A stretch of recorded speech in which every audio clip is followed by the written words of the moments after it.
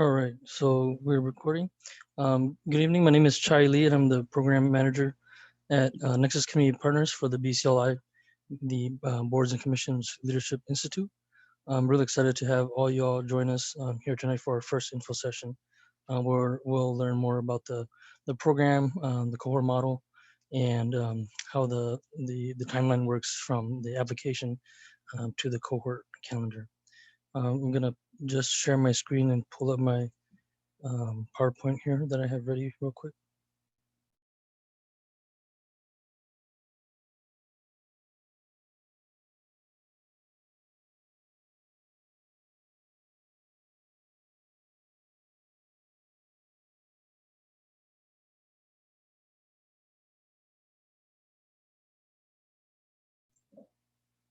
Okay, I hope everyone can see the screen. Um, so we'll go ahead and get started. Let's do a brief introduction of everyone in the room. Um, if you could tell us your name, who you identify as your community, and how'd you hear about the BCLI, and what's one dream of equity that you have for our region? I can go first. My name is Chai Lee. My community, identify as the east side of St. Paul, in particular, and also more generally as a Hmong person in the Hmong community, and also just as a proud Minnesotan. I learned about the BCLI actually when Terry first started the program almost 10 years ago. She was doing some research and laying the foundation and doing interviews of folks in the community to see if there would be the demand for such a program. And at the time, I was working for Mayor Chris Coleman in the city of St. Paul, and I was helping on the board's appointments in his office. And so she actually reached out and did an informational interview with me at the time. So that's how I found out about the BCLI. If I had a magic wand, one dream for equity in our region would be to increase the amount of affordable housing for everyone. And we actually have an alumni from the most recent cohort with us tonight, and you can hear from her directly later. So I'll have her go first. So Mala can go first, and then after that, we'll just popcorn down the line. So Mala, you want to go first? Thanks, Chai. My name is Mala Tao, she, her, hers. My community that I identify with is, I currently live in Frogtown, but so this is my new community for the last decade. However, grew up in East Side, so that's still part of my community. My other community is my Hmong and Thai community. I'm half Hmong and half Thai. And the other community that I'm really, that I've been in for about almost 20 years is the mom community. I have a mom who's at the University of St. Thomas, and that's kind of been my identity for the last couple decades. And how I heard about BCLI is that, I was sitting on a lot of boards and committees and really wanted to make real change in on a different level, on a systems level. And so I saw Terry's post about this, looked into it, and thought this is the place for me to really launch to what I really want to do is create change in the systems level. So I was fortunate to be able to be part of the most recent cohort in cohort 8. And I'll share more later about my experience. And my one dream that I have, if I had to choose one, is again, I think with Chai is really about affordable housing. I know how that impacts my family and the folks that live around me, and that is really, really important to me right now. Thank you.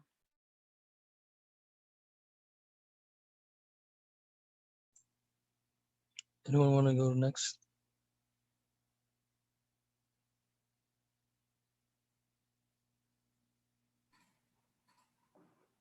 I can go. I'm Liz Niemer. I identify here. I live in Longfellow, Minneapolis, and yes, associated with Minneapolis and Minnesota. And I heard about BCLI from Clara, who was a recent alum from one of the recent cohorts. And a dream for equity in our community, in our region, would be to start making the changes to create better community safety for all of our communities.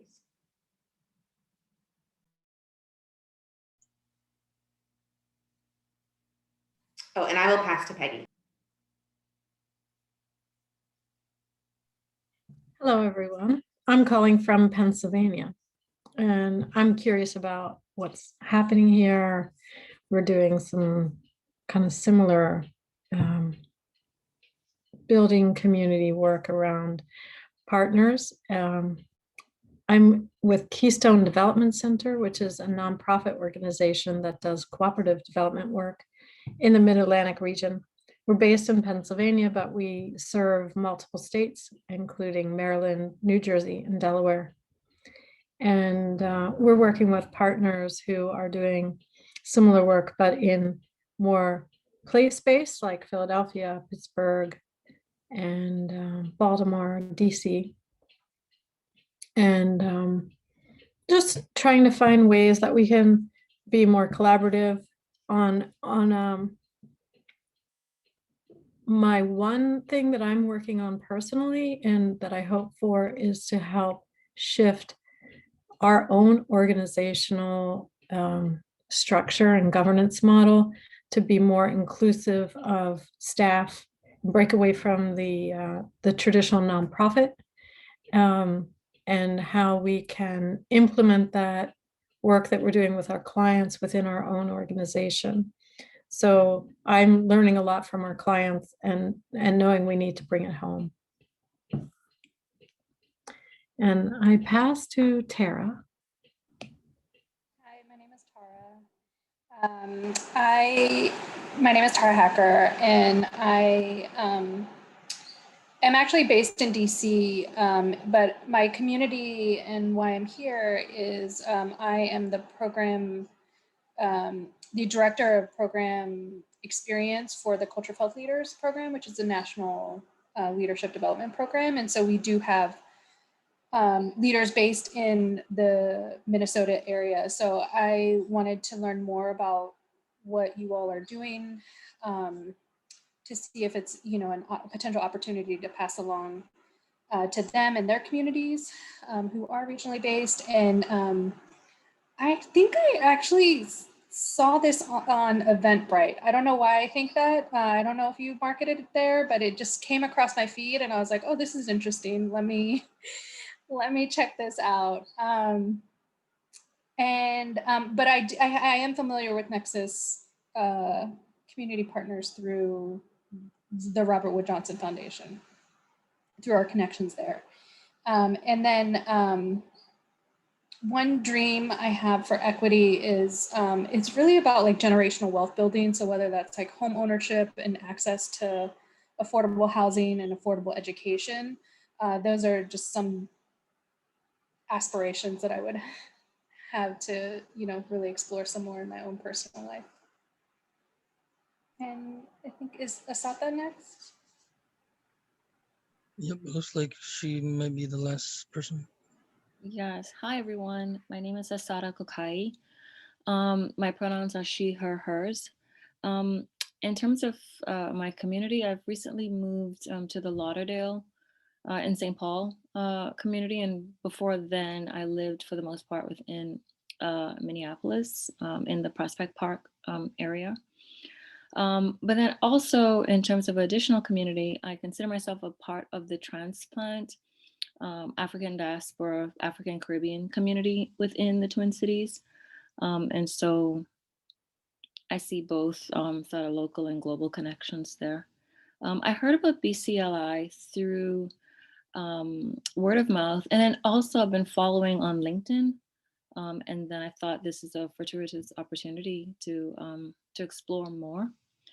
I definitely, because of my investment in education, I see dreams of educational equity within K through 12 divisions for students of color. And so I'd really like to explore what that look like in a tangible way, and also aspects of mentorship too. Well, cool. Thanks, everyone. So yeah, I'm glad you all found us, especially if it was from Eventbrite. We didn't pay to have it promoted specifically, but I'm glad that it kind of floats around up there. So it's good to see and know everyone in the room. Um, the BCLI program has been housed at Nexus for going to the ninth year, but I'll give you a quick background. Nexus, we were founded 17 years ago, and we were founded as a national, a part of a small national project to um, close the different racial gaps in a couple cities in throughout the country, and the Twin Cities was one of them. And at the beginning, a lot of our work was in what we would now call community wealth building, infusing ideas and strategies to ensure that communities of color in impoverished and historically not invested communities in St. Paul and Minneapolis, that the community wealth that was generated stayed in there, and so that it doesn't go out like to the suburbs or to non-POCI communities, because there was a lot of folks living and working in there that were BIPOC folks, but may not have financially benefited from it. And so it included looking at economic development and finding partners, convening tables for um, to find ideas about how to remedy those different gaps. And so that was the beginning of Nexus 15 years ago. And our work has kind of branched out to a couple of things since. And one of them is this program, the BCLI, which is our leadership program. Um, and we our our model is actually this is the program. The BCLI is actually a replication program. We um, copy this idea with permission from Urban Habitat, which is the founder of this program. Urban Habitat is a BIPOC-led social justice nonprofit in Oakland. They've been around about 20 years, and they're in their 11th or 12th cohort. They were, as you may know, be familiar with California politics. There's a lot of issues campaigning, what they would call what most of the states would call like referendum measures, where they try to change state level laws. And so there's a lot of campaigns, and also at the local levels too. And so while they're organizing on some local issues, they're coming up against a lot of different obstacles or barriers and roadblocks.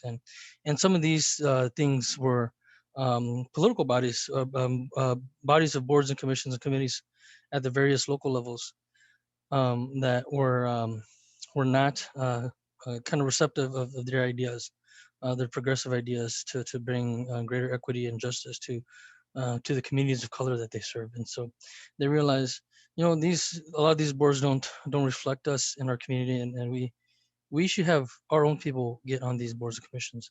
And so they decided, well, but there's no program to train such a cohort of people. And so they decided we should train ourselves. We should train our own people about how to become better candidates to be marketed to public bodies to sit on publicly appointed boards and commissions. And so they did it, and the rest is history. And so there's about a dozen BCLI partners sites across the country, a few mostly in California. So the Bay, the Central Valley area, Fresno, Merced, um, Sacramento, San Diego. Um, we have sites in Hawaii, Houston, Baltimore. Um, I think that's, I may be missing one or two, but that's the story of the BCLI. And then this slide here um, kind of is a large overview of the three ships, what we call the three ships. And so you see them listed there. And Nexus is our Community Engagement Institute, our Community Wealth Building staff, and then our leadership program, which is the BCLI. And originally we started working in just 3 neighborhoods in the Twin Cities, but now we work across the whole region, and throughout the state, but mainly concentrated in the Twin Cities. Okay, so I just went through that. So that's Urban Habitat and their logo. So the way our model works is we're a cohort model. Each year our model, our cohort size usually hovers on 15. In the 5.5 years I've been on staff, we fluctuated between 12 and 13. 2 years ago it was 16, and then the last 2 years have been 15. So I haven't confirmed with my boss yet, but maybe this cohort we might, we might still be at 16 or 15. But the three kind of tenets of our program is basically we train folks to be informed, and technically and politically savvy, to be informed advocates at the table. And we do our best to work behind the scenes and establish relationships with staff, and at the staff level, and also at the elected official level, to advocate for fellows and alumni to get them placed on boards, commissions. And then we connect folks with um, different partners out in the community, or just help them grow their own networks by leveraging relationships within the alumni network and the trainers network. This is this slide shows our idea of equity, and that our understanding of equality is different from equity. And so um, the quote here says that equality means everyone gets a pair of shoes. Equity means everyone gets a pair of shoes that fit. And so that just gives you an idea of how we tailor everything that we do at Nexus as a philosophy to how we work in community and how we build relationships across the board. We believe that anyone and everyone is a leader, and that is not about this conversation about if you were a natural born leader. That everyone has value and has talent and insight and knowledge and wisdom and experience, and that everyone can and should be able to be their own advocate. So this is our kind of theory of change within the BCLI, and how the whole program works.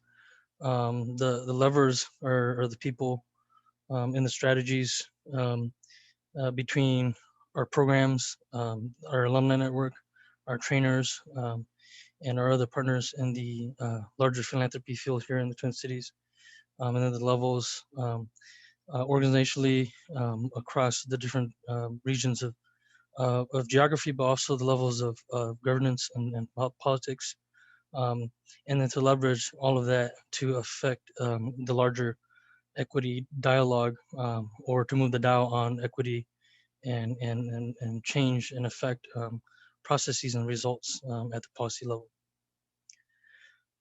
Um, why a board and or commission or committee?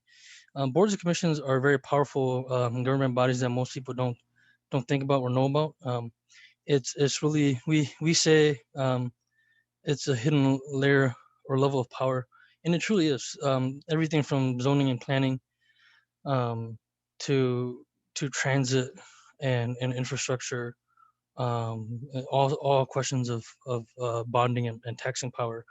All these issues can go through different boards and committees and commissions at all levels, from the local to the regional to the county and the state. And so the people who sit on those boards make a lot of important decisions. Um, and you see how the duties, the legal and political duties, are kind of demarcated here. That's exactly why we do this work. There are programs out here in the Twin Cities region that do similarly to what we do in other boards and commissions. So we focus just on public boards and commissions. So that means government. But there are other kind of sister organizations that work on other boards and commissions, like, for example, whether it's corporate and private boards, or nonprofit boards and community boards. So there are other similar programs here in the Twin Cities that have that particular sector in their wheelhouse. But we focus, just to be clear, just on government boards and commissions.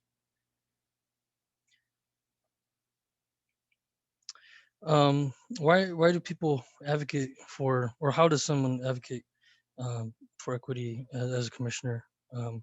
You, being or having a seat at the table gives you an immense amount of power to raise the issues and to make sure that all stakeholders are involved, um, and that you consider the perspectives of folks not there at the table. They may not have your lived experience, or your social status or financial and economic background, or whatnot. Um, you you're there to voice the equity perspective and offer solutions from your own experience and from perspectives that historically may not have always been heard or sought out. Um, and you build visibility and power in your community. This the BCLI is, it's a cohort model, but it's really about changing systems. Um, we hope that our 100, now we have 115 alumni across 8 cohorts, um, that as they go out in the community, whether it is through their direct work in on boards and commissions or their other work, um, if they're out there lobbying or if they hold elected office or they're just, they're a community organizer or they're leading a protest or things like that, that ultimately they're part of this larger army of social justice and equity-minded folks who are pushing this larger agenda about equity, and that everyone, we value everyone as a leader, and that everyone has assets. And also, our application process is unique. We ask that everyone who is an applicant has a nominator, so that you're accountable to community, and that there's kind of a feedback loop to your community, and also that that's how you ground yourself. Is that if you have a nominator or a mentor or someone who nominates you, that the work you're doing will be a lot more meaningful, impactful, and that you're really thinking through the impact of your work in the larger community. This is a picture from, I think, 2017, the graduation of the cohort in 2017. A lot of the leadership programs at Nexus are cohort model based, and the BCLI was the first program. And cohorts seem to work for us, and in our experience, they've really worked well. They help foster a great learning community, um, and so we've been lucky that it's worked really well, and so that's why we really value the cohort model. The ideal candidate for our BCLI program is someone who's committed to social and racial economic justice, for everyone, especially people of color, and underrepresented communities. Um, we ask that folks be 18 and match residency requirements for the boards and commissions that they might be targeting. Um, and we, at first, when we first started this program, we wanted to just be careful and also start small. So we only target like the actual Twin Cities boards like St. Paul and Minneapolis. But then over the years, we've branched out to like the county level boards and the regional ones like the Met Council, and then like statewide agencies and boards. And so um, I guess my point is that residency thing is not as important anymore because our board's placement is statewide. Um, but the other thing is we ask fellows and alumni to attend or fellows to attend the monthly training events, and that they have a serious commitment to serve on the board or commission at some point. It doesn't have to be that year that they're in the program, or even the year after, but we're committed as staff to continue to support them as alumni and as fellows to get on board commission. So this is the kind of the flow of how things work. Um, Prospective applicants will want to look through the application and look through the targeted seats list, and then pick the application asks for you to pick 2 or 3 boards that you would like to target. If you have boards or commissions that are not on that list that you'd like to target, feel free to fill that in or talk to me individually. That's not a big issue. The deadline is June 11th. Interviews will happen in mid-August, and then we will pick the cohort in early September. The trainings run October to March. We kick off with a welcome dinner in early October. So pre-pandemic, it was one full day Saturday per month, usually the second or third Saturday, and it was a full day 9 to 5 in-person class. That's the Saturday training, and then there was the Thursday night issue series where we call it the issue series. But if you're not familiar, think of it as just like a public learning panel where we invite in usually 3 or 4 um, folks, experts in the community or leaders in the community to come and talk about a subject in one of our 5 issue areas. Um, Pre-pandemic, we had between 3 and 5 of those Thursday events, and they're also monthly. They're usually the first or second Thursday of that month. They ran um, November to March. But this year with the pandemic, these things were changed around a little bit. So um, I have not yet confirmed with my boss Terry about like what the format will be with the pandemic still going on. I think it may be similar to what we've done this year, which is everything was fully remote or online. And so this past year, just so you get a flavor, the full day Saturday session was truncated to be spread out over 2 days. So we don't want no one wants to sit in front of a Zoom for 9 hours. I mean, for 8 hours. And so what we did this past year with the pandemic was um, the Saturday was a 9 to noon um, uh, session, and then the immediate Thursday following that, there was the second half of that Saturday session, which was 6 to 9. And so and then the issue series, we only had 2 this year, and so the the amount of meetings kind of lessened a little bit, but kind of the amount of time was still I'd say very similar. Um, so yeah, that's about the program in a nutshell. So this goes back to the targeted seats. Um, we asked folks to look at the seats list, and we have the seats or the boards kind of we determine like how much power they have, uh, political power, legal power, and actual impact on issues of equity across our issues. And so those are the priority seats that we list and parse out and put on our target list.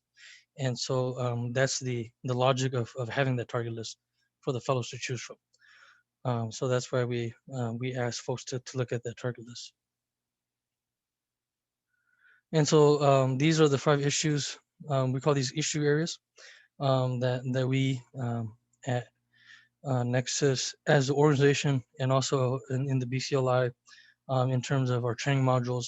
These 5 issue areas are what we have expertise in or train for with outside partners and trainers and experts and guests.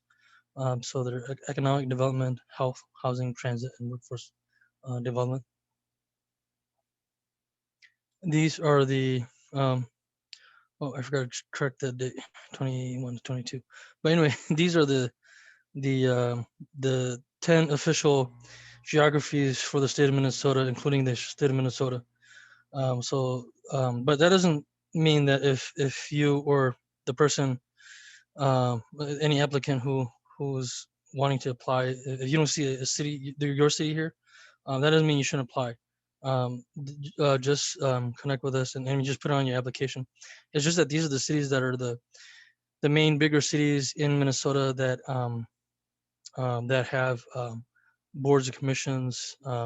They're usually, as you can see, the first, second ring suburbs of St. Paul, Minneapolis proper, and the 2 respective counties, Hennepin and Ramsey, and they're where we have had most residents come through. And so, if you come from a city like Hopkins or Eagan, Apple Valley, which we have had folks come through from those cities and others, Don't let that deter you. The geography here is just the information we have on these cities and the relationships we have with their staff. Um, so if you don't see your city there, that doesn't mean you shouldn't apply. You should apply anyway. Um, and as I alluded to earlier, we asked all applicants to be nominated by an organization, and that entity can be any of these entities listed here. They could be an alumni nominating you. They could be labor, faith-based orgs, other government units, policy and advocacy groups, funders, community elders, other leadership programs. Um, and if there is some entity or someone that you're thinking of that's outside of this list, just connect with me offline. Or if you think you don't know anyone who can or wants to nominate you, also connect with me directly offline, and we'll help match you up with a partner or alum that can do that. So don't let that deter anyone from applying. Um, I just covered this slide there. So if you don't think you're affiliated with an organization, just connect with me or Terry directly, and we'll help with that. So this is the process, the two-step process for our application. It's everything is online. So there's two portals, online portals for each of these. That's listed here for you as the nominee and for your nominator. But there's also is still the option of you printing and downloading the full paper PDF form of this and then mailing it in if that is your preference. And so for you as the nominee, you'll want to send in your nominee form, which is just a biographical demographic cover sheet basically, and then a letter of interest and current resume. So those three items, that's all you need. And then your nominator, just their biographical demographic cover form, which we call the nomination form, and then their letter of recommendation, or what we formally call the nominating letter. So that's the two-step process in a nutshell. Um, who makes up our cohort of 15 to 16 folks? We don't exclude or include anyone on any of these bases.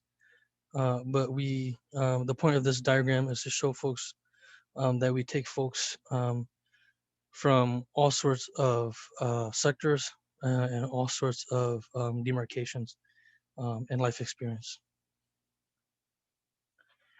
And the average composition of our cohort is about this. It's folks who may already be seated on a board commission and just want additional leadership or professional development skills. Folks who are just thinking about boards and commissions, or folks who are committed to learning more and being placed on a board commission, no matter their experience. I kind of went through this earlier. The training schedule is October through March. April is just a formality. That's the first week of April is our graduation. The Saturday sessions are private and closed to just the fellows, and then the staff and the trainers. But like I said earlier, the Thursday issue series, those are open to the public.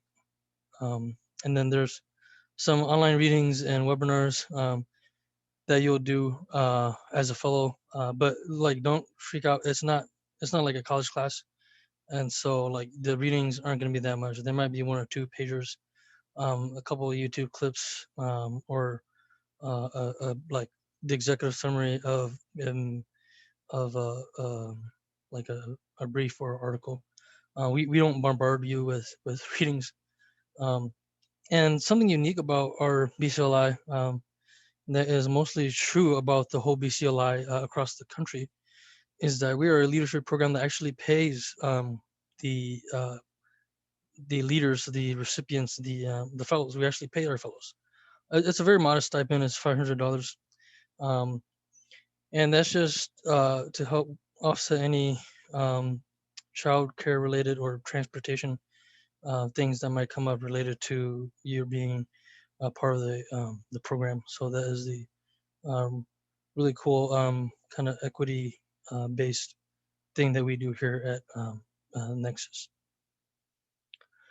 The curriculum is composed of these three knowledge foundations, political skills. So things like organizing one-on-one, how to talk more, how to message frame and frame your issues, self-care, storytelling, how to build and create allies and negotiation persuasion, technical skills like Robert's rules, municipal budgets, how to write a resolution, and then we do at least 2 commission simulations, and then knowledge integration sessions. So very more particular things like evaluating workforce development proposals or land use envisioning, or a particular module on something like what is a community benefits agreement, and health equity, things like that. So one Saturday session will get a flavoring of at least one from each of these 3 content areas, and that will be infused throughout that day's lessons. So this is how we support fellows and alumni. Um, we throughout the whole program year and afterwards, we're committed to um, um, doing everything we can to advocate for our fellows and alumni to get them placed. We don't guarantee placement because placement is something out of our control. Ultimately, placement is a political decision made by the elected officials who appoint people to boards and commissions, and so we don't have absolute power over that. So the best we can do is advocate behind the scenes and lobby and put in a good word and advocate behind the scenes with staff and electeds the best we can to convince them as best we can. So we don't guarantee placement, but we are committed to officially, we say we're committed to helping fellows and alumni get seated up to a year after graduation. But ultimately, like we're always here to support alumni, no matter how many years out they've graduated from the program. That we will always do what we can to support them. And in general, whether it's helping you with letters of recommendation for a job search or anything, in all ways that we can support you. Let's see. Yep. So alumni, we have we try. Hold on. Excuse me. We have really a good strong network of alumni, and so we try to do programming throughout the year. Formal events where we might ask you to fill out evaluation form. Informal events where they might be socials or happy hours. They could be training events where there are opportunities for alumni to get some kind of professional development training, things like that. So we continue to engage with our alumni community after graduation. And we've come to one of my favorite parts of the evening, where we ask our alumni to give you a few words, so that as guests tonight, you can hear directly from one of our alumni to share her own experience and how she felt about the program and how the program may have helped her.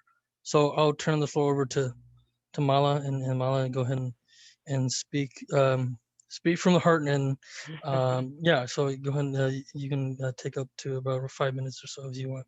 Thank you. Oops. I was going to say my 5 minutes wasn't up yet. Thanks, Ty. I just wanted to share a little bit about my experience. At first, I thought maybe I might have been too old to participate, that this leadership was for like young folks. And I was encouraged to participate, and I'm so glad that I did. I had been on boards before, but this is nothing like any other. I was concerned about the homework, that I thought, oh dear, but I have to say the homework was like fun to do. It was not like school homework. It was really talking about issues that I cared about, in my community. It impacted my family and my friends. And so it was like really just enjoyable homework. and then seeing it in action during the sessions, the experience, our cohort was all online. And so, it was, I don't know the difference between how it is in person. However, I have to say that Terry and Chai have really created a very seamless learning experience where I still felt like I was growing and thriving. I have to say, like, I'm still like mind blown from all the things that I've learned. I hadn't realized how planning and zoning committees impacted where I lived, how political power is being played. When I had visited as a guest for one of my, one of the exercises we had to do is go and visit a commission or a board, and I hadn't realized most people didn't look like me. And here I thought there are people making decisions for me that didn't look like me or didn't have my lived experience. And that really helped drive more so of like really wanting to get on a board or commission. And the curriculum that you see, it might seem daunting, but I'm telling you, it's like when you get in there, you start to make the connections of how the political power is making these decisions for my community, and I didn't have a say in it. And so I think this is so important, and I hadn't realized how important it was for especially people of color, people who are looking to create change through an equity lens. Like, this is where we need to be. And so I'm so grateful to having to learn and experience all this, and I'm looking forward to like using all this knowledge out and really just making change. Does anybody have any questions for me? I kind of just talked like just an overall my experience.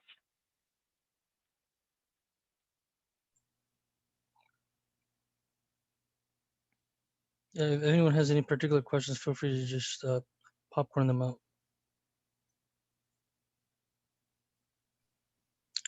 Otherwise, Curious yeah, about, yeah, go ahead. I was curious about the boards that you currently serve on. Well,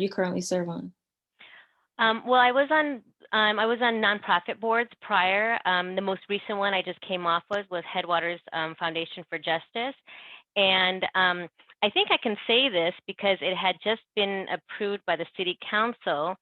But in the beginning, when you get to select your top 2 or 3 commission or boards that you want to sit on, the human rights, the City of St. Paul's Human Rights Commission was my top one. And the moment it opened up, Chai and Terry had notified me that there was positions available, so I applied. And I've just now been appointed by Mayor Carter to sit on that commission. So I'm very excited that my top one I got to sit on that one. So and I'm looking more so now to really sit on more planning and zoning, because that really impacts where I live now, and didn't realize that. And so I'm hoping to get on something like that here in the next year or so. Thank you. Mm-hmm. Thanks, Mala. Anyone else have any other questions for Mala, or any questions in general for me too? I think we're basically at the end of my presentation here formally. And so these are just some stats to kind of brag about our program. So we have, of the 115 alumni we have to date, 62 of them are placed, and they've gone on to. This is a sampling of some of the boards that they have sat on or currently sit on, and aside from board service, they've gone on to a high-profile jobs in the public sector too, such as being top aides to city council members or to mayors or to be elected officials themselves. For example, our famous Minnesota Congresswoman Ilhan Omar graduated from the first cohort BCLI in 2013, 2014. And so we're really proud of her, and to say that. And we don't take credit for her, of course, but I think I could say that She would probably say that the BCLI helped her a little bit along the way. But we're really proud of her, and so they've gone on to do a lot amazing things, and they come here as amazing people to begin with anyway. So that's not to say that they're not amazing before or as a fellow. Um, BCLI and makes you more amazing. um, let's see, I think. Yep. So I covered that in that last. We had we don't have time, but I had just had these two video clips that I could email out as a follow up. Um, and this is again is just a timeline. So the application closes June 11th, and then the interviews are at August, and then we announce the cohort in October or in September and kick off in October. Um, we won't do that. Yeah. So if there are any other last questions for Mala, in particular as a recent alum, or general questions for me about the program, feel free to shout them out. I was curious if do most of the cohort members already have like board experience or sitting on commissions? Yeah, great question. Most folks do not. Some folks like Mala do come with experience on other types of boards, whether that's a private board in the private sector or other nonprofit boards. Like Mala mentioned, Headwaters is a regional nonprofit here in the Twin Cities, and or other government boards. We have for a government board, usually each cohort year, I would say we have it fluctuates between 1 and 3. Most years it's 1 or 2. Um, Folks who come in with actual experience on a board or commission, and so I guess that was a long way of saying most folks don't come in with public board service experience. And even with my experience where I sat on nonprofit boards and committees, this was still very eye-opening for me. And I learned just a ton. So I do encourage everyone to take this opportunity.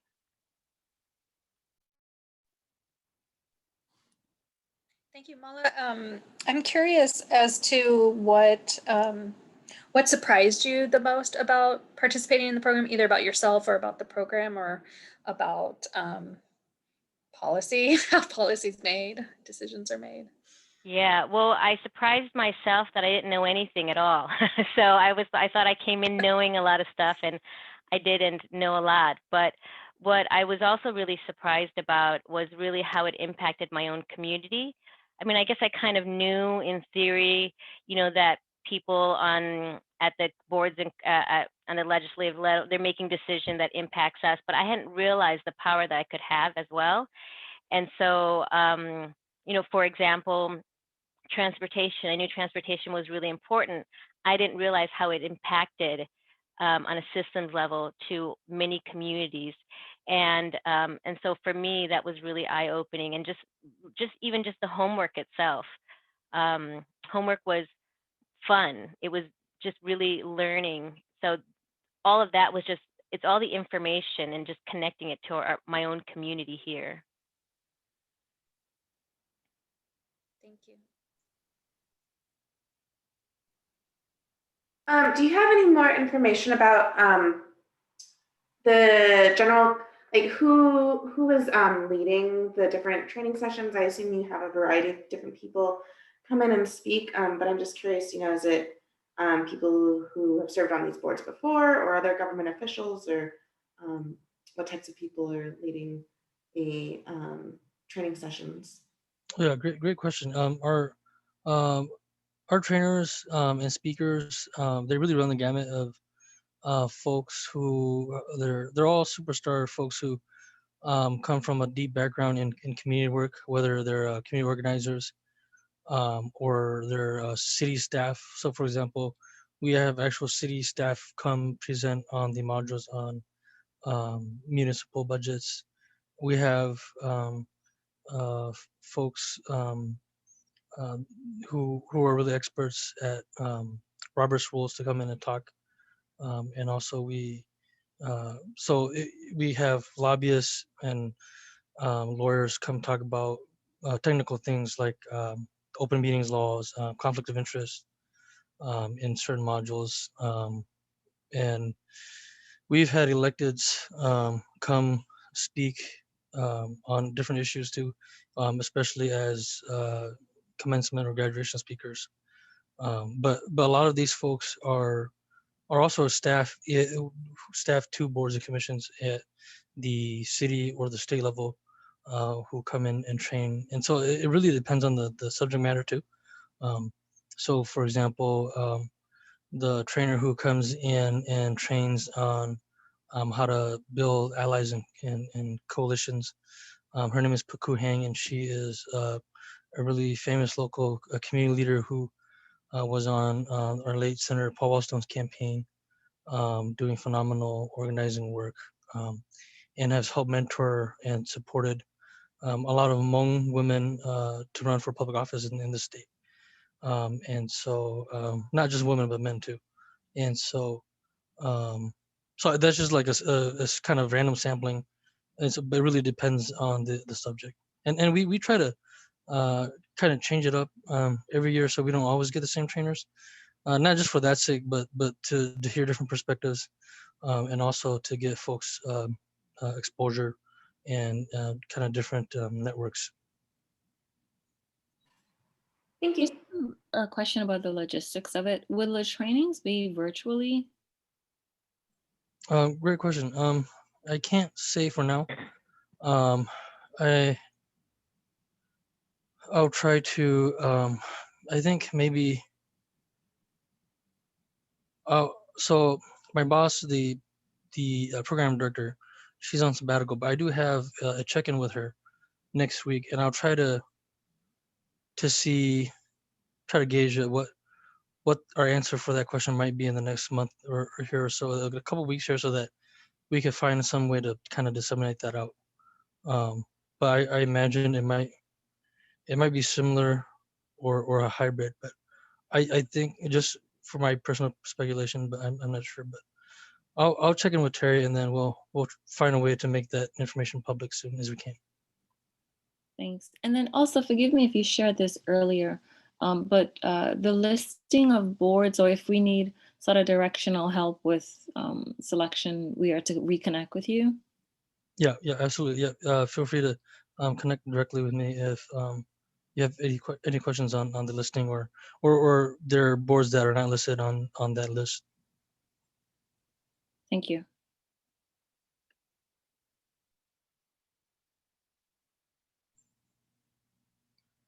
Any other questions? Well, I want to thank everyone for hanging with us for the short hour that we had, and thanks Amala for being on hand with us. If you have any other questions, feel free to contact me, and my emails below in the chat, and so just feel free to reach out and we can chat offline too. But thanks to everyone for coming on tonight. Thanks, Have a good evening. Ty. Good to see you again. Thank you. Thank you. Thank you for Thank sharing. you.